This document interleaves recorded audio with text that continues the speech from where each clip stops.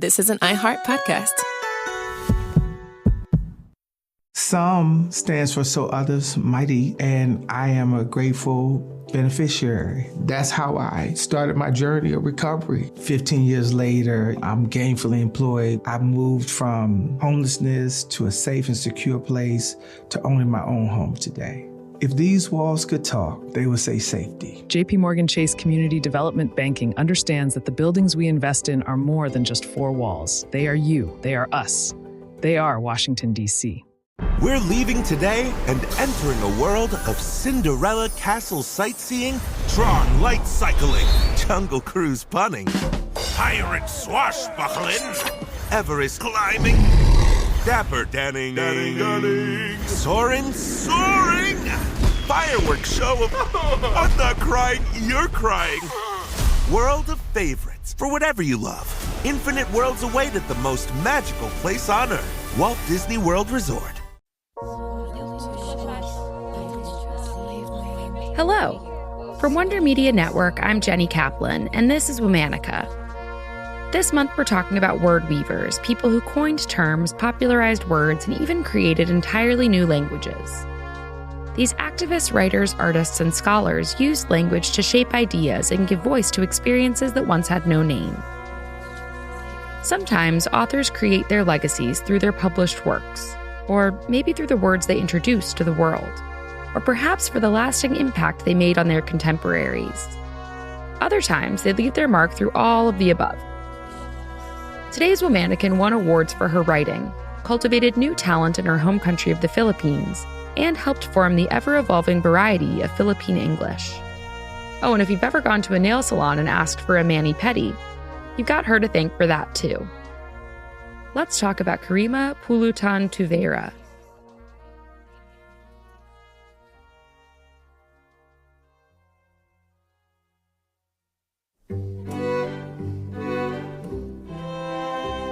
Kerima was born in Holo, Sulu in the Philippines on December 16, 1925. Her family moved frequently all over the islands thanks to her father's army job. After graduating high school, she enrolled in a nursing program, but eventually she transferred to Arellano University where she studied writing. In 1952, Kerima published her short story, The Virgin.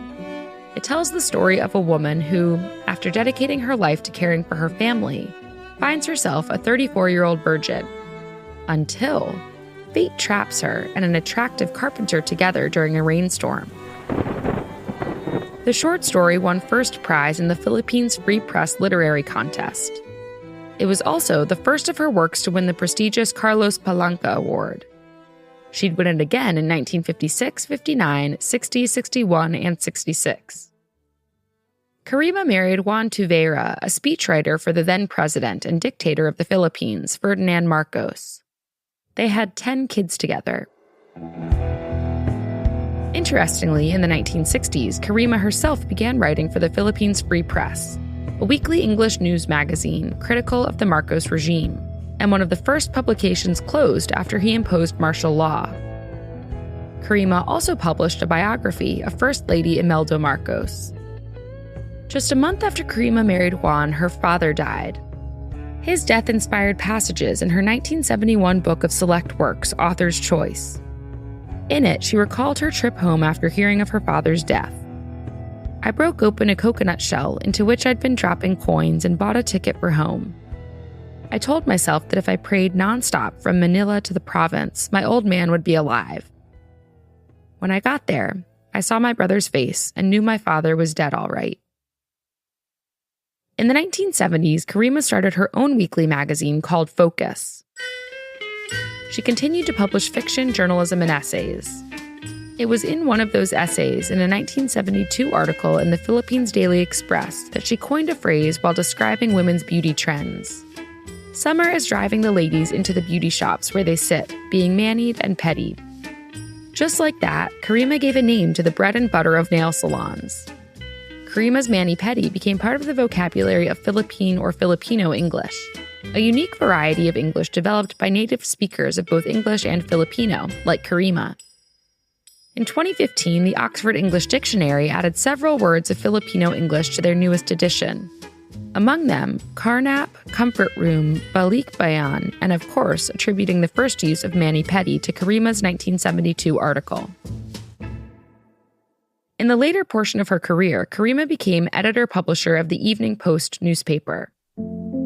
She ran a tight ship, allegedly fining her own paper when a grammatical or factual error made it to print. But she didn't seem to relish the shift from writer to publisher. She wrote of her new post, trapped in an office swamped with paperwork, pinned down by infuriating details, pulled every which way by the ceaseless importuning of people. I think there is no sadder death for a writer than to end up as an executive. Kerima died on August 19, 2011. She was 85 years old. She didn't die known solely as the editor of the Evening Post or as the founder of Focus magazine, or as the award-winning author of several books. She made her mark in many ways, a prolific writer and one of the many voices shaping language through Philippine literature. In 2005, a collection of Kerima's vintage essays were published under the name The True and the Plain, exposing her work to a new generation of readers. All month, we're talking about word weavers. For more information, find us on Facebook and Instagram at Womanica Podcast. Special thanks to Liz Kaplan, my favorite sister and co-creator. Talk to you tomorrow.